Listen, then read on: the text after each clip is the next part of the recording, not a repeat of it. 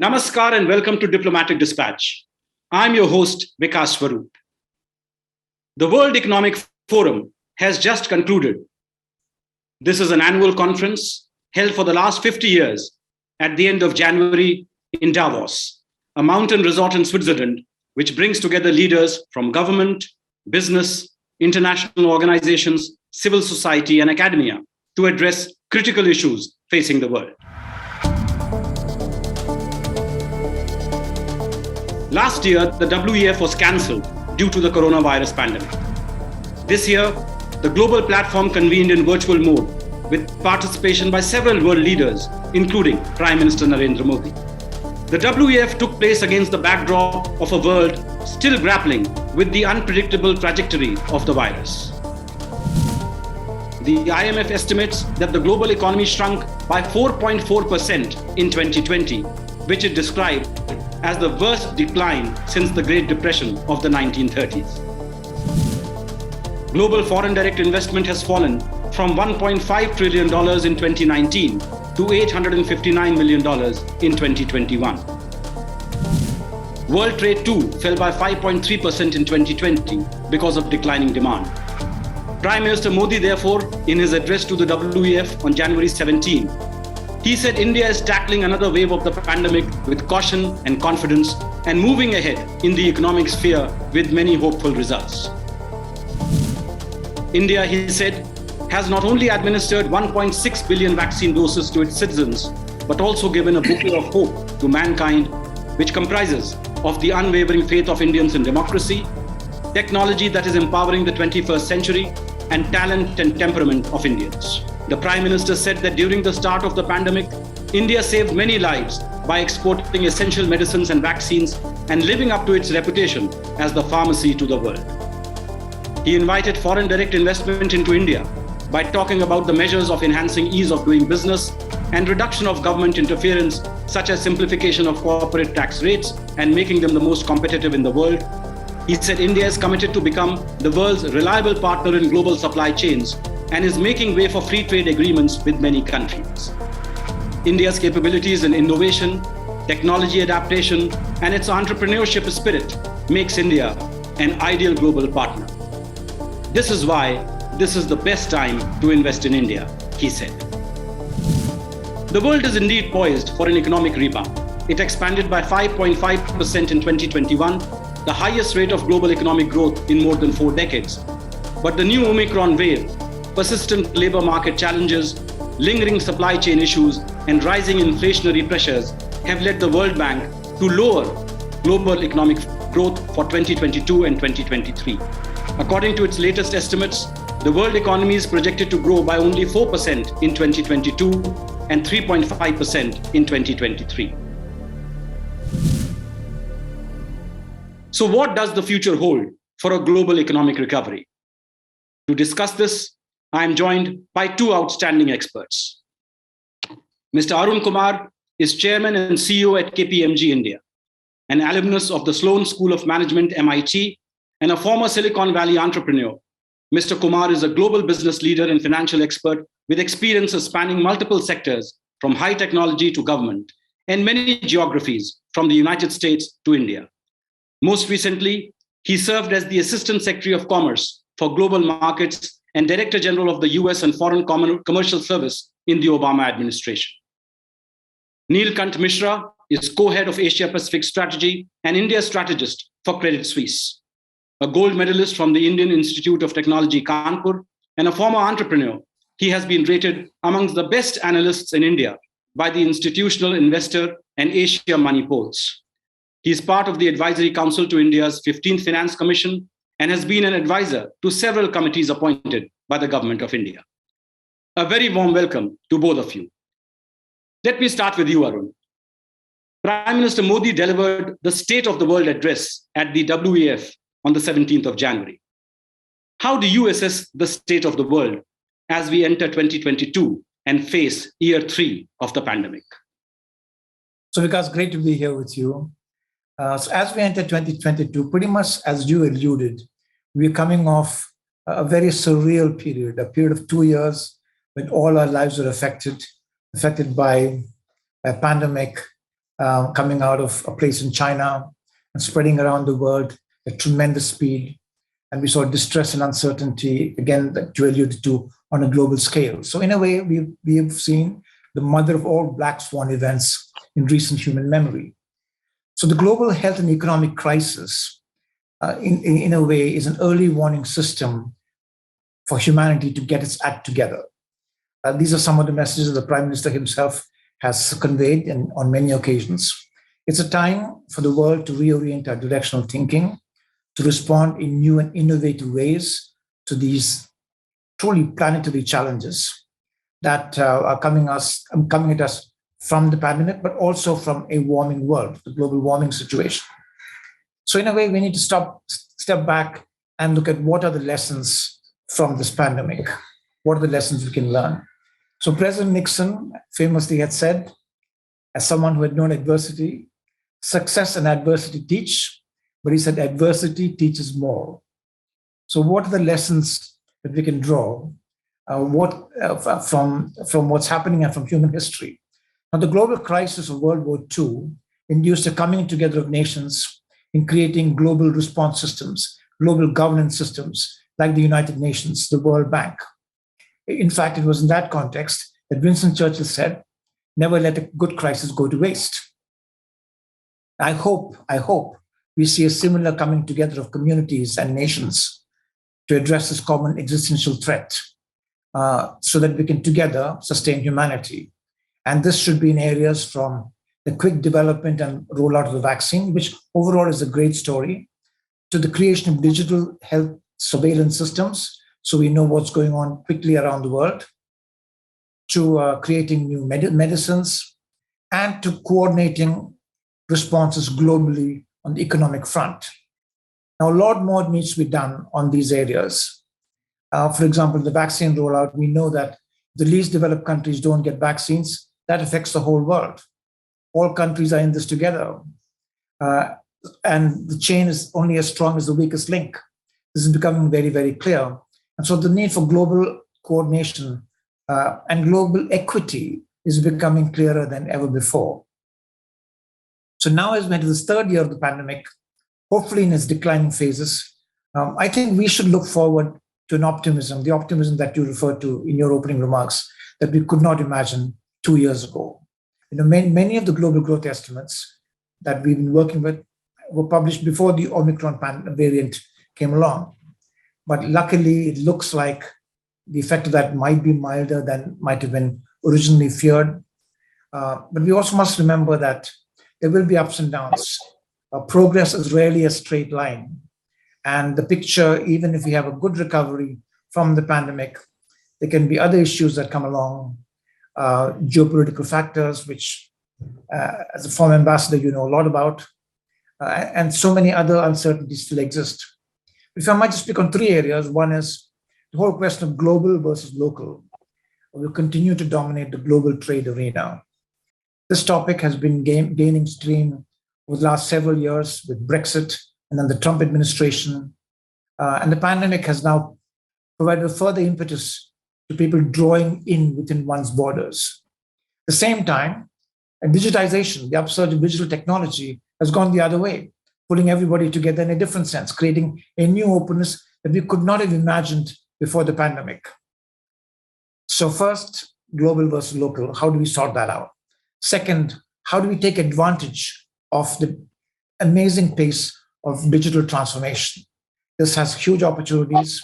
The world has come closer together. And certainly sitting in a place like India, you can see the opportunities are just enormous. Third, there is a great rethink about climate change, about the issues of global warming. When you combine that with the health issues of the pandemic, the whole issue of sustainability is going to become more and more mainstream.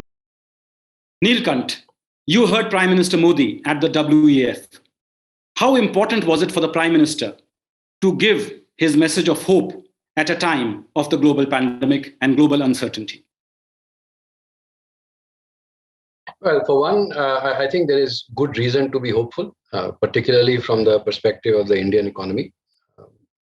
Tax collections are strong, goods exports are doing well. Most concurrent indicators of the Indian economy are showing that the recovery in the economy is far better than was feared a year back, or even I would say 6 months back.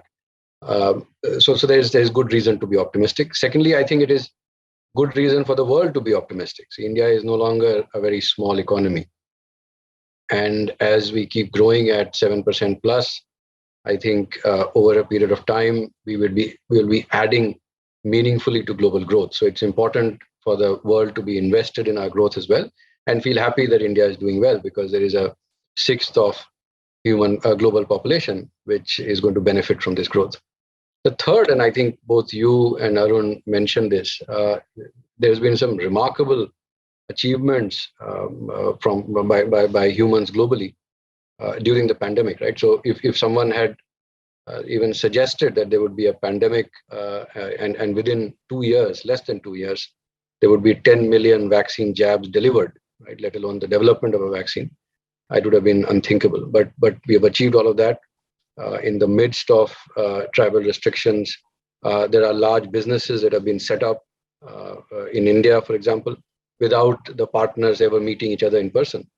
And these are things that we have all delivered. And I think there is enough cause for optimism, even as we worry about some of the overhangs.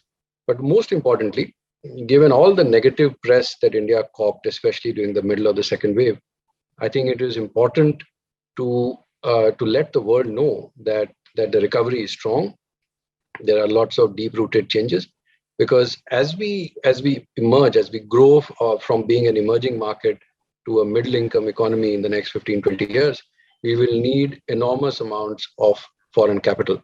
And the World Economic Forum is as good a forum as can be to reach out to global CEOs, global boards, global investors, and tell them of the good message, a positive message, and very justifiably so, that is coming out of India. COVID-19 has upended lives and ravaged economies, but the pain hasn't been equally distributed. Taking a global perspective, which sectors have been most badly hit by the pandemic, and which sectors have done relatively well, either in spite of or because of the pandemic? So given how volatile things have been, right? So first we saw unprecedented lockdowns, then we saw unprecedented fiscal and monetary measures. There's quite a bit of volatility right now. So it's important to think about these things in two different time frames. So there is a near to medium term, and then there is a long term. So in the near term, the negatives are very obvious. So, so apparel. So everything that got sold was, night dresses, but all the formal attire, the party wear. So apparel consumption dropped. There's been a clear drop in tourism, hotel occupancy, even official travel, education. In fact, for the low fee schools, particularly in weaker economies, I think there's been a big loss of income for teachers, but more importantly, perhaps a loss of education for students. There's been a drop in the business that retail stores have seen. You will see when these stores and malls open that the names would be very, very different. Restaurants have shut down. I think across the world, a large percentage have been closed. There is problems in the entertainment industry, significant drop in the amount of content being created, especially for large theaters or even live entertainment. So there are many of these, but all of these I would call short-term problems, right? So the moment we open up, and I think we should try to open up quickly, I think these will go away. On the positives, I think there are businesses which are doing very well. So healthcare, that includes vaccines, medicines, hospitals, testing labs, testing kits, protective wear, online media, and online gaming, I think is done very well. Home appliances, home improvement in the US in particular, I think significant bump in. But this is again temporary, and a lot of this I think will fade. The surprising beneficiaries of the situation are hard commodities, right? So there are so many steel companies in India, for example, which were heavily indebted. And now in the last 1 year, they made so much money that their balance sheet stress has come off. And that is because of this concept of the supply chain bullwhip. So if your demand goes up slightly, the further away you are from the end demand, the volatility is much, much more. And so there was a period where the world couldn't have enough of steel, world couldn't have enough of aluminum, and as is very famously understood, of semiconductors. So this is also, I think, temporary, and I think this will fade. I think there will be a downward whiplash of the bullwhip as well. And so these gains, in my view, will be quite temporary. The longer term gains, I think, are in digitization and software. So clearly, this business has been stress tested, especially delivery of software remotely. This was one business which had no disruption at all. And this is fantastic. I think even business processes or processes as basic as routine checkups in medical terms, meaning old people going for the monthly or bi-monthly checkups, that can be now done remotely. And these processes have been stress tested. This would have taken 3-4 years to happen. It has now happened. And I think gains can actually be a big advantage for countries like India, where there is a large pool of medical professionals, even technicians, who can handle some of this at much lower cost. Online education, this was something that was waiting to happen. What would have happened in 5 years was forced into 1 year.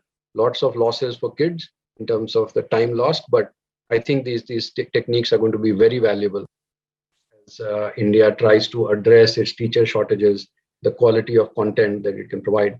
And then there are changes in mobility, right? So it is now very widely understood that the 2019 sales for cars was the global peak, right? So that we will never ever see 90 million cars being sold again, because people aren't going to move, goods are going to come to them. So a lot of the reasons for moving are going to be replaced by two-wheelers, small trucks, very different types. These are changes which I think have been accelerated by the pandemic. And then there is remote work. I mean, the fact that all of us are sitting at our homes and doing this conference is something that most people would not have imagined possible. And this creates its own, different demands for computers, for video conferencing equipment and all of that. But more importantly, for office spaces and all that. So these are some of the longer term implications of the pandemic. Arun, Neelkanth mentioned digitization. And industrial digitization faces its biggest test to date in the wake of the pandemic. Companies across sectors have been forced into extraordinary measures to protect their workers and maintain operations.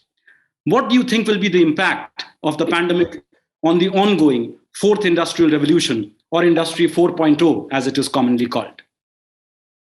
So actually, Neelkanth very nicely explained, showed how digitization has really accelerated, has fast forward, whether it's in healthcare, that's education. So we should expect to see a lot more of that. Our own experience, when in March 2020, we moved 25,000 people overnight into working from home. And not only are they working remotely from home, they're working globally. They're working with clients around the world.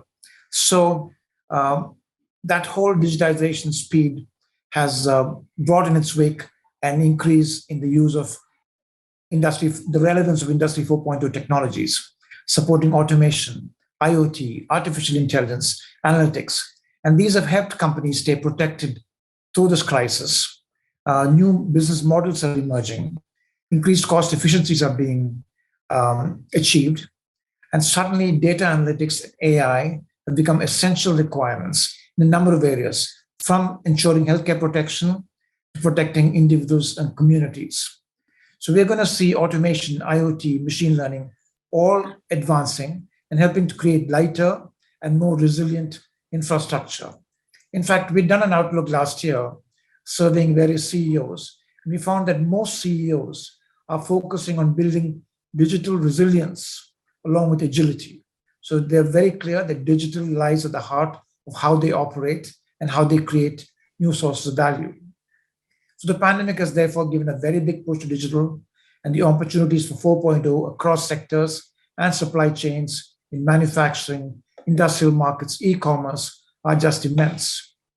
So companies and governments are today thinking of adopting the fourth industrial revolution to transform entire value chains. This will also bring along the longer-term benefits of sustainability. So it's really now a question of how rapidly can we ingrain fourth industrial revolution technologies into businesses? How quickly can we put that into infrastructure? We talk about smart cities, smart devices, and into service delivery so that we can literally reap an array of benefits, not just lower costs and improved governance, but also in sustainability. So we're seeing that the professional services market that we are involved in are going to embrace digital transformation as a very comprehensive theme.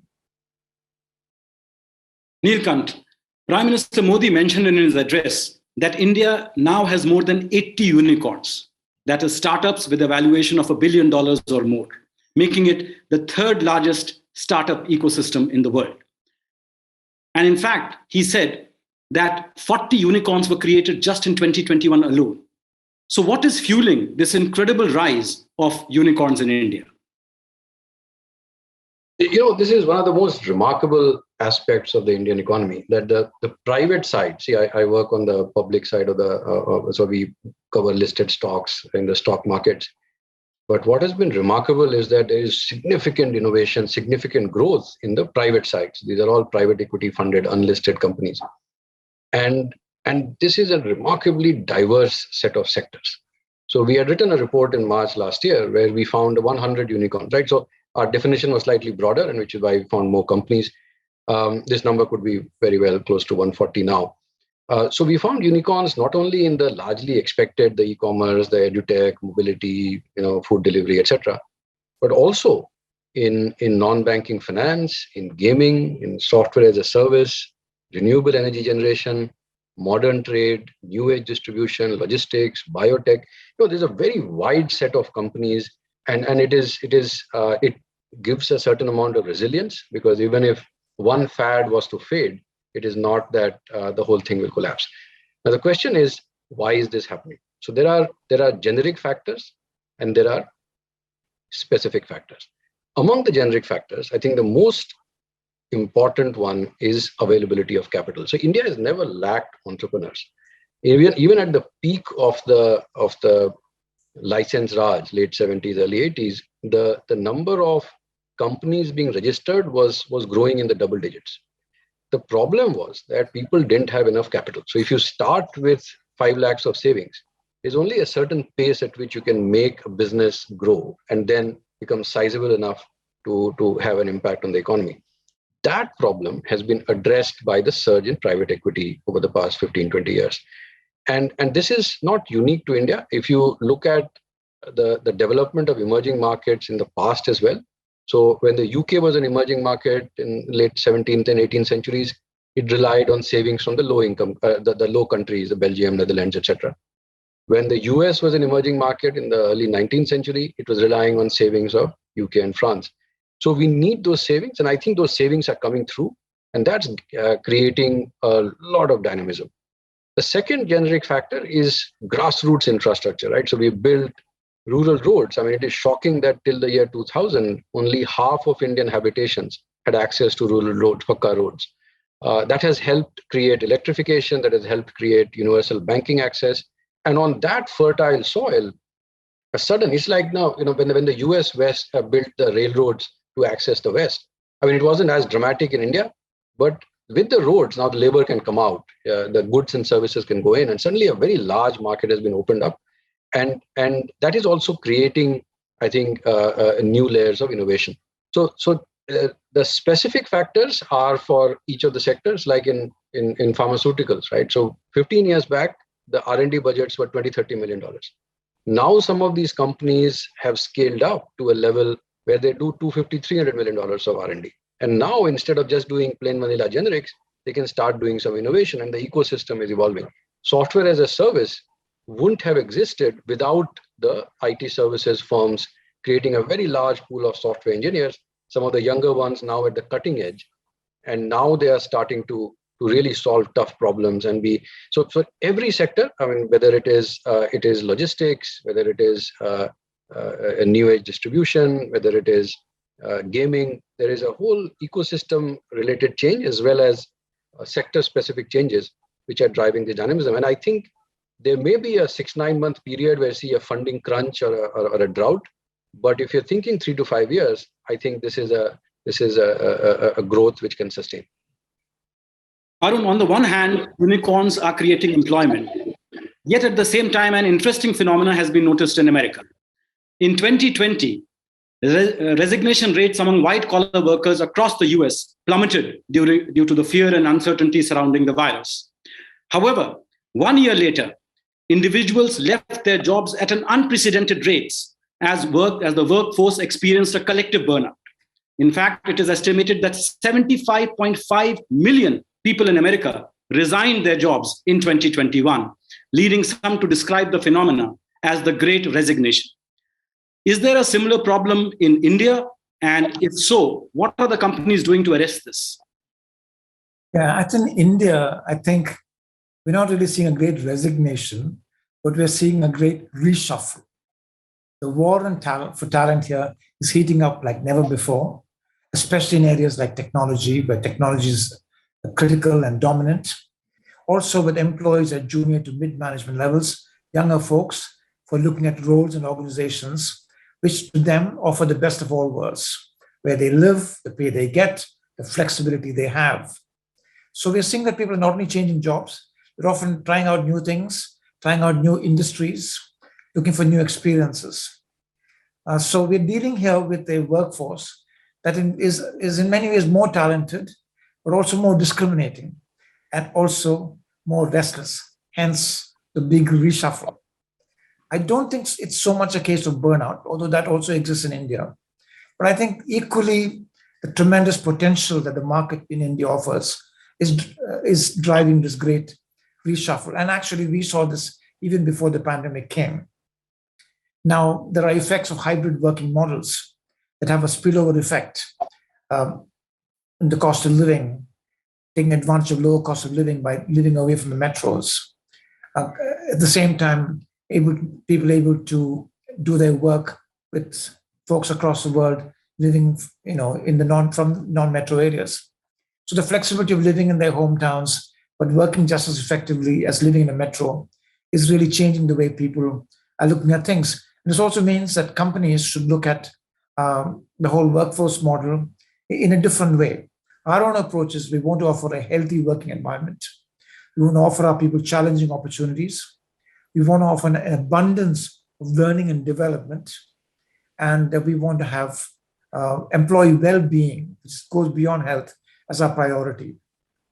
In fact, as we entered the pandemic, one of our first decisions was that we would not lay off anyone, and we would ensure that everybody kept their jobs. So we want to take a holistic view, having a job that's constantly becoming more interesting and more intellectually and enriching, having the ways to learn more, and having the flexibility to work from what's best for you. These are the approaches we're taking to address the great reshuffle. Neelkanth, it is interesting if you look at projections of global economic growth since the start of the pandemic. There are notable differences in the IMF's economic forecasts in April 2020, before the development of vaccines, in October 2020, which was during vaccine development, and in April 2021, after commencement of the vaccine rollout. So how important are vaccines for global economic recovery? I think they're very, very important. It's one of those things, just because you have them, you start undervaluing them. I think that would be a mistake. So let's understand that the disease caused by the Omicron variant, which most people believe, and rightly so, it's very mild. It isn't really as mild if someone is not vaccinated. So if you see some of the countries in Eastern Europe, even in the US, the death rates per million, as well as hospitalizations per million, are at levels that India saw at its peak, at least the official reported peak. The economic restrictions being a lot less stringent in the Omicron variant are due to various factors, right? But one of them is also that everyone knows there is vaccination. So this has multiple benefits. The first is it allows the administration or gives the administration some comfort that the hospital beds will not be overutilized. So even if the vaccine doesn't prevent or protect from just simple symptomatic infection, it definitely prevents against hospitalization and serious issues. And therefore, you can keep the economies a lot more open than you would have otherwise. The second is for the individuals, this gives the confidence that you can step out, or you don't need to be afraid of the future and just keep saving money. Because if people don't feel comfortable spending on basic needs or even investing in things that they need will last a while, the economy slows down. And thirdly, if you think about companies investing, if you're setting up a factory, it'll take 5-7 years for the money to come back, really, if you're lucky. And unless you have some visibility that the problems are being solved collectively, and I think vaccines give that confidence to businesses as well, and therefore they are an extremely important part of the global economic recovery. Arun, building responsible and resilient supply chains has assumed fresh urgency in the wake of the pandemic and the US-China trade war. The Quad has also devoted considerable attention to it. How can resilient supply chains be established? And how can India convert this challenge into an opportunity? So clearly, the geopolitical tensions and the pandemic have accelerated the move towards a greater localization and regionalization of supply chains, especially of essential commodities and in sectors that are seen to be strategically important. Semiconductors was mentioned, a critical area right now. So 2 years into the crisis, many businesses recognize this need. They recognize that supply chains need to be made more resilient, more redundancies required, and alternative trading partnerships in many places called a China Plus One strategy need to be implemented. So companies are globally seeking a broader list of suppliers, alternative markets, alternative logistics. And in this situation, given the dominance of Chinese manufacture, there's a big opportunity for democracies like India, who do not have similar political profiles. So India has a great opportunity to enhance its presence as a sourcing node in global supply chain networks, and we are beginning to see that happen. So in 2022, we should also expect an accelerated level of investment as businesses seek to enhance critical supply chain planning activities as well, adopting new technologies, cognitive planning, AI-driven analytics, and adding greater integrity and visibility into the security of their supply chains by using technologies for track and trace and using blockchain and so forth. All of these are opportunities and challenges for India. So from ease of doing business, which the Prime Minister has been focused on, to specific incentive schemes, some of which you mentioned, and most importantly, efficient and cost-effective logistics, there are a number of areas for attention to accelerate India's integration into global supply chains.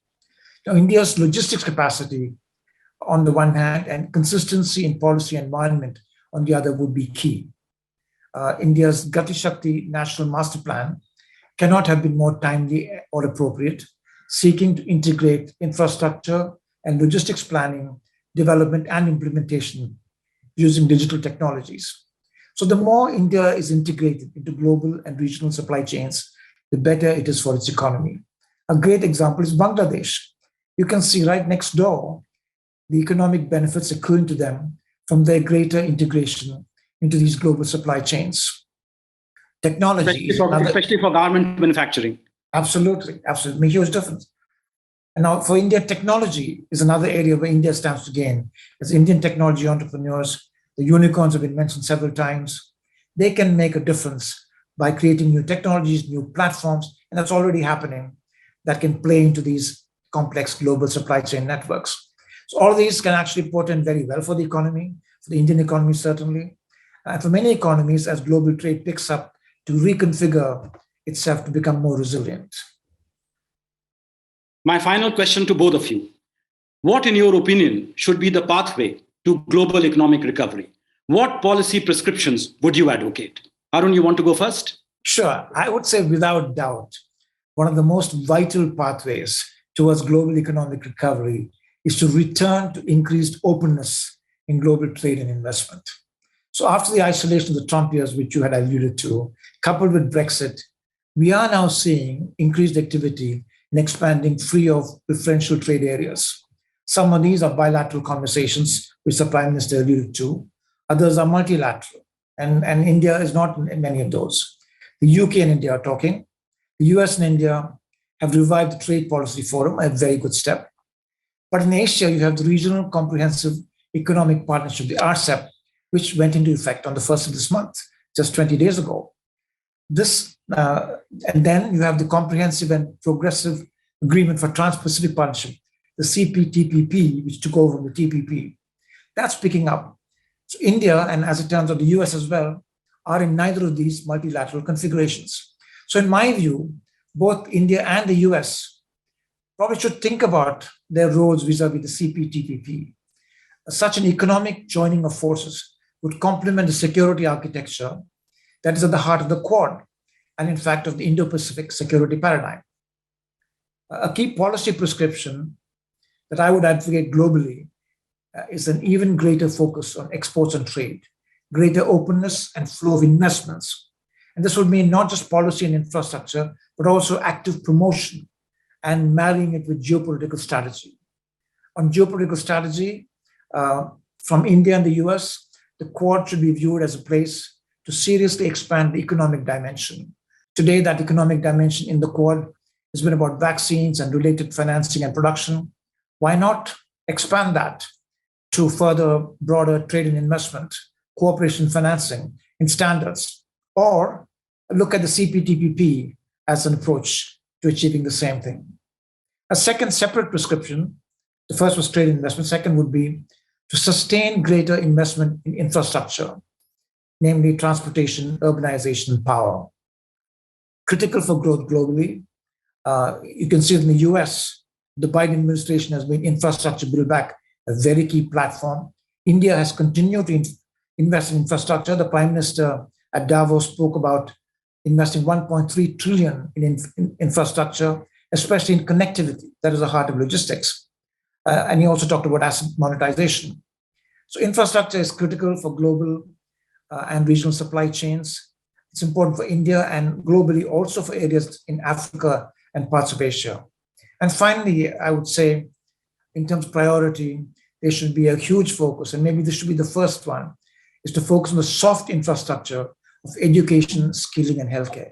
This eventually drives up incomes, drives up living standards. This is important to India and to many other regions of the world. So in the final analysis, those should be the foundational pillars for sustainable and equitable growth. So those will be my priorities. Overall, I do think we're seeing some silver linings of resurgence in the global economy, but we have to stay agile and ready to respond in real time. And I look forward optimistically to building on the lessons we've learned. Neelkanth, what about you? Yeah, so several of the points made by Arun are excellent, and I totally endorse them. I also think that, and this is a point that Arun made very early in the conversation, and this must be mentioned at this point as well, which is greater global coordination in monetary and fiscal policies, right? So this is something that the G20 was created for, more or less, but it has somehow weakened in its actions, and this has to be brought back. This may not appear realistic, but this should not stop us from trying more. We need to also have much greater administrative measures or coordination. So see, there was some disruption in global supply chains, which was perhaps inevitable, but the extent of disruption that we have seen could have been stopped if there was global coordination in like requirements for international travel of people, of standards that ships must follow when the movement of their staff, or even some common vaccination standards for them, or what are the protocols for document transfer when people get to ports. This has caused massive problems in the global supply chain and created unnecessary damage. And I think the sooner we address some of these issues, the better it will be for our economy. Then comes the issue of vaccine equity. Again, Arun had mentioned this. I think this is not just important to prevent new variants from keep emerging. As someone joked, pie never ends. So we hope we don't get to the pie variant now. So it's important to stop that. That's a selfish reason.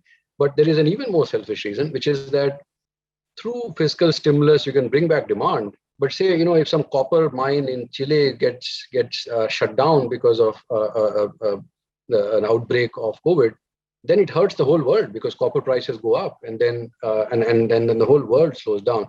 So I think it is important to not just focus on the rich world, but actually make sure that the whole of the global supply comes back on. And the quick points, which are slightly longer term, but I think are important. The first is to do with the energy and green transition. I think being too short-sighted is also going to be harmful. So if, for example, oil prices were to go to $100, $120 for whatever geopolitical reasons, I think it is going to hurt economies like ours very, very badly. And therefore, even as we chart out a low carbon world, I think mapping out the transition and coordinating better globally so that the growth doesn't suffer. The second is the movement of human capital. And I think that, when I see these disturbing images of migrants braving the seas and just traveling without any documents and then taking on a lot of risk, I don't understand why there cannot be government-to-government measures so that companies or the countries that are richer in human capital, who have more of the working age populations, cannot officially, if there is a demand. I mean, the reason why these migrants land up and they end up doing some work is because that there is a demand for workers. And if this can be handled at the G2G level, I think it'll be much better managed, better for the humans and better for the world economy as well. Those are the suggestions I have. Thank you very much, gentlemen, for your truly valuable insights. On the one hand, the global pandemic has further exacerbated existing challenges like poverty, inequality, and health system resilience. But the world has also demonstrated the ability to achieve remarkable progress when science, technology, and public and private investment act in coordination to respond to global challenges, as has been the case with the vaccine rollout. Let us hope that this year, nations around the world and international organizations will work together to return the world to a sustainable growth path and a new normalcy. That is all I have for you tonight. Join me next week for a new episode of Diplomatic Dispatch. Till then, good evening and goodbye.